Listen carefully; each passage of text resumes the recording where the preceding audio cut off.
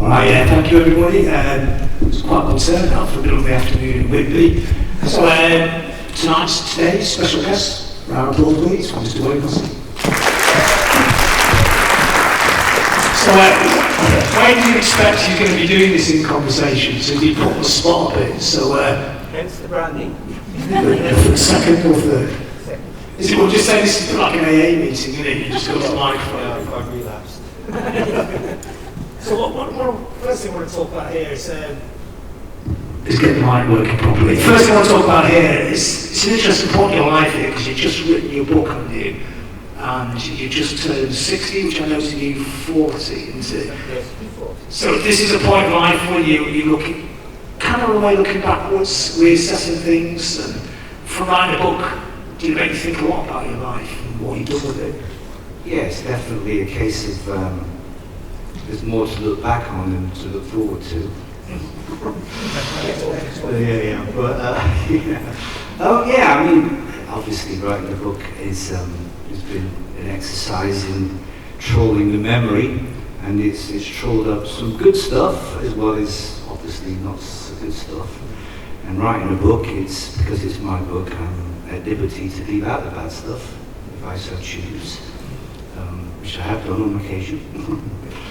But yeah, no, it's been interesting. Been an interesting process. You know, so, I mean, I'm not a writer. I'm a musician. You know, I play guitar, write songs, and sing. And but writing a book it's something I've always fancied doing, but never felt able to do. And whether I really am able to do remains to be seen. Really, you know, it's been edited and all the rest of it. So took out all the swear words. I mean, when you wrote the book, were you encouraged by the publishers to make it quite a rock and roll book? There's points in your life you lived a very, very famously lived a very rock and roll lifestyle. But for some reason, people always like to read about that. The publishers always like to put that all the way through the book. Was that part of the reading to do the book, or did they want to tell the story from when you were younger, growing up, Bristol to Liverpool to Leeds, the whole story, the proper story? Well, they didn't give me a remit. They basically, the contract was to write a book, and I could have written it about train spotting if I wanted, I guess, you know, but that doesn't interest me. And although I did train spot when I was a kid. But when I started writing the book, I kind of like the idea of doing it in the way that Bob Dylan did with Chronicles, where you just pick an episode and write about that. But I found it very difficult to correlate one chapter with another, because it's like, okay, I'm skipping time here, going backwards and forwards, and in my little brain, it was difficult to keep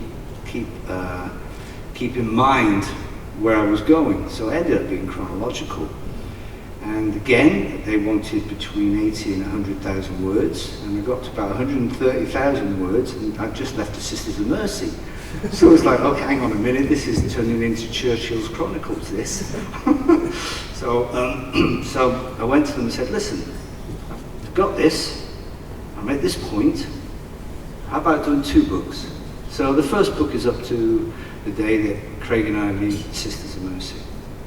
And it covers my childhood and things like that, and being in bands and one failure after another, you know, and bad haircuts, and bad choice of clothes, and bad choice of friends, you know. When did it make you reassess yourself as a person? You know, when you go back over your life, you find out quite a lot about yourself, can't you?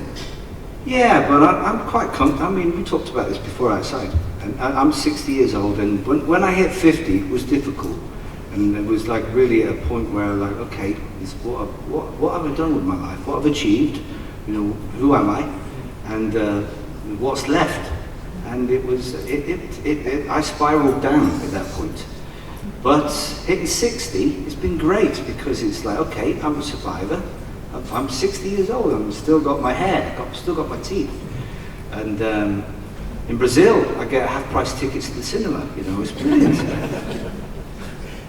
What about relationships with other people? You say you got to the point where you left the Sisters, and that has got to be one of the most fulcrum parts of your life. That is a career changer, a life changer. How do you deal with that? You know, is it you say like you leave out the bad bits, or a lot of the bad bits, but how do you deal with situations like that, which could be misinterpreted by a reader? Well, when I say bad bits, that there are bits that I feel that are just a little too embarrassing, more than bad bits. You know, I do bad mouth people in the book, you know, and the bad mouth myself as well. So it's not, I'm not exempt from it. Yeah, I mean, the thing about the sisters thing, I mean, obviously you know Andrew and you've talked with the sisters yourself, so, you know, but you probably know him better than I do, because I haven't worked with the guy for 30 years, you know, barely seen him since, and when we have, it's been usually a little, how could I say, a little, not a real situation. He's been backstage at gigs and you know what those situations are like, but at the time, you know, when I left the sisters, we had none of us had any idea of, or even when we were making First and Last Noise, none of us had any idea of the impact that album would have over time, you know, the longevity it's achieved, and so, you know, so you're relying on memory that's vague at best, you know, and memories, I think, sometimes can lie to you. For sure. So I'm not claiming for 1 minute that the book is absolute truth. I'm amazed you can remember very much. Yeah, me too. Did you have to get some people to help you remember things, like some prompting? Yeah, sure. I mean, I interviewed friends and acquaintances from back then. Danny was one of them, actually. Danny's here. And there he is. And yeah, we had a few little episodes together that are chronicled in the book. I had to refer to Danny though about a couple of things, you know, and so I'm relying on his memory, which can't be any better than mine. Being truthful. I mean, you know, it's just one of those things. It's just I was asked to write the book. It came at a time when I'd done about 5 or 6 albums in 5 or 6 years, so it felt a little bit worn out.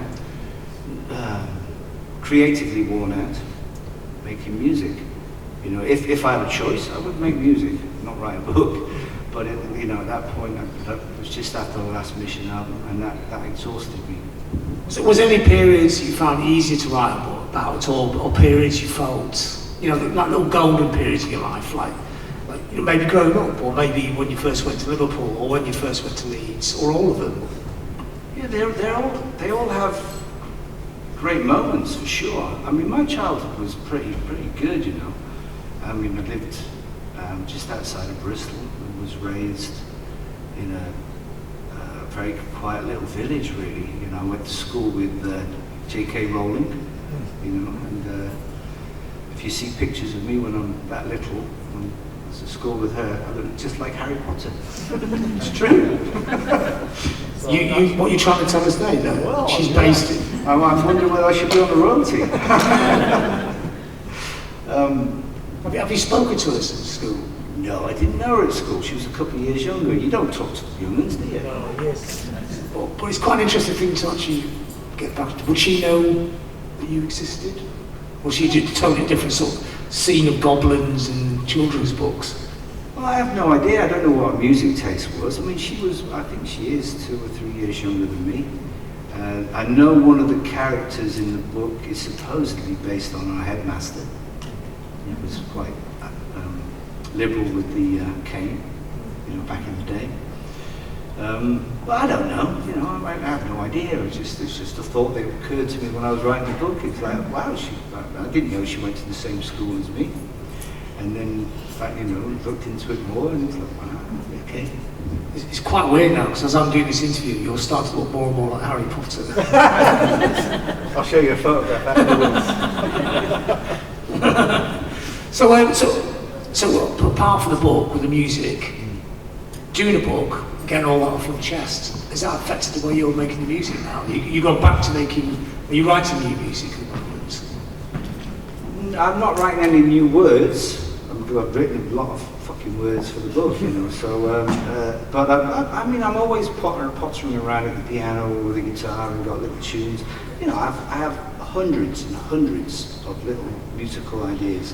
It's just a case, okay, I've got to make an album. What kind of album do I want to make? A band or solo or something else? It's, you know, sift through the ideas. That sounds good for this. That sounds good for that.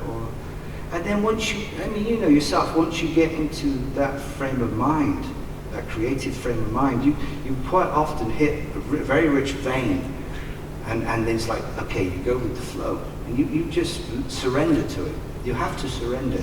When that comes, you have to surrender to it. How do you get into that place? Is it just arrive, or do you have almost a ritual way of forcing yourself into the creative space? It just arrives. I mean, sometimes it can take, a few days. Sometimes it can take a couple of months.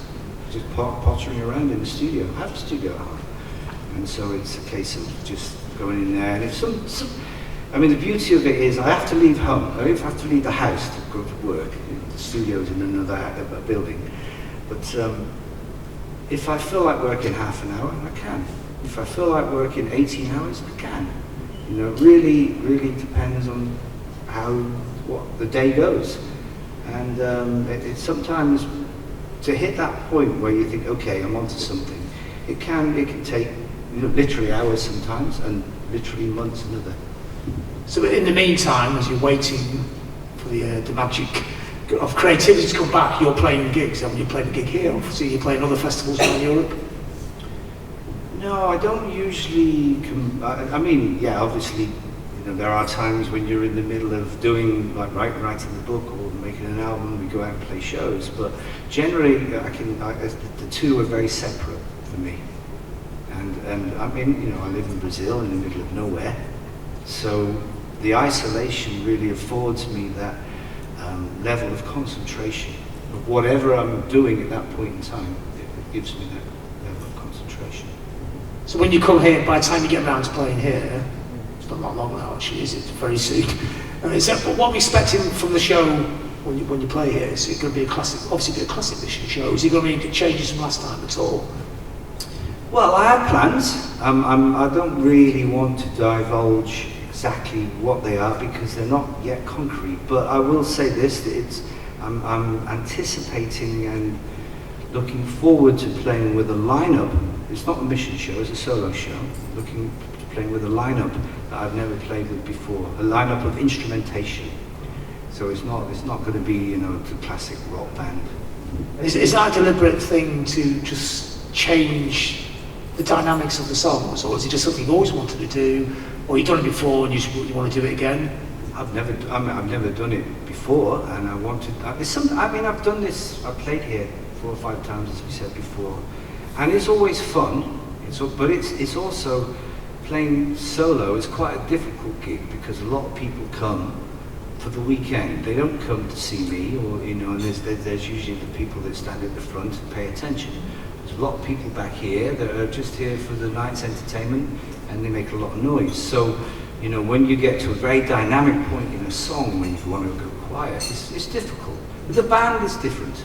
You got a drummer banging away at the back. You can't shut him up. And it's so you don't have those considerations. But when you play solo, it can be a difficult gig. But I wanted to do something special for this time because I have played it 4 or 5 times. I wanted to do something that I've not done before. Whether it works remains to be seen. Obviously, when you play the songs and you put different instruments, it pulls different things out of the song, different melodies, ideas, tensions, dynamics. For a songwriter, that must be quite fascinating. Yeah, well, you've just done it yourself with an album with the choir, right? Yeah, of course. I mean, I don't know whether that's old songs and new songs, but yeah. But even the difference between playing a song with the band and playing the song individually, solo, it does. There are different things that come from the song. I mean, solo, certainly, there's more room for flexibility, because with the band, it's like, okay, the drummer and the bass player need to know, there's 4 bars of this and, 6 beats of that. It's like, I don't count. It's like, it's like, I don't know. Just play it. Listen, play it. And with playing solo, you can stretch that stuff as long or as short as you want. And it really depends on the moment. And I don't, generally, when I go out and play solo, I don't have a set list.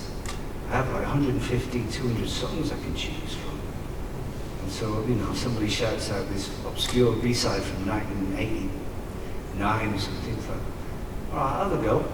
Would you like that no safety net, that challenge, that slight sort of whiff of danger? Yeah, absolutely. I hate rehearsing. I really hate rehearsing with a band, or even more so solo. I hate it. It's just like, for me, I know it's a necessary evil, and I will do it, but it's under duress. So you like the music in the moment? Yeah, absolutely. I always think that a song, a newly written song, is at its most potent and most vital when it's just been written. When I'm still, I don't know what I'm going to sing. I don't know where it's going to go. I think that's where it is its most potent. After that, you know, things like technique come into play, and you know, you establish a guitar part, and it's like, okay, you have to find the balance, of course. But for me, those first demos that I do are always far more interesting than what ends up maybe on the records. And are there any creative challenges left for you now? You know, like a lot of time you get to this point of career, you know, Rolling Stones syndrome, and it great jukebox. You got hits. You go for songs that people love. They trap you in a way, don't they? But you know, for you as a creative person, is there any challenges that you still want to do? I mean, playing solo one. Is there anything else a bit more ambitious than that at all? Yeah, I mean, one thing that I don't understand why I've never been asked to score for a film. That's one thing I would love to do, and I think I'd be brilliant at it. And I did write the music for a play last year, which was a slightly different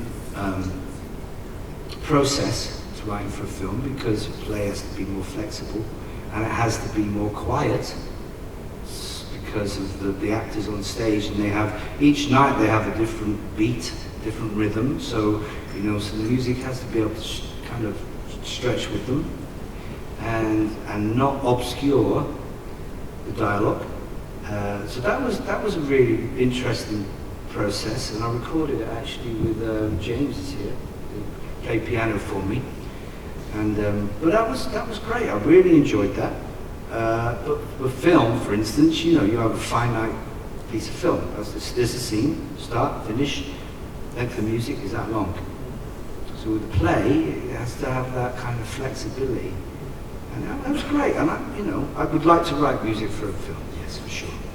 Yeah, that's kind of what I was thinking, because I think that would be a great idea. The Clint Mansell thing, he's just done such a great job of that, hasn't he? Go listen to it, it's amazing. Yeah. I've listened, I've heard Clint's stuff, yeah. How can I say? Some of it's great, and some of it I think, okay. There's a lot of it, I suppose. Yeah. There is a lot. I mean, Clint's theory is great, you know, I mean, I do know him. Good luck to the lad. Some great. Okay, well, on that point there, I think we've concluded. We talked about playing Whitby. We did talk about playing Whitby. You said you're going to play solo. What's in there? Ladies and gentlemen, Mr. Wayne Hussey. Yeah.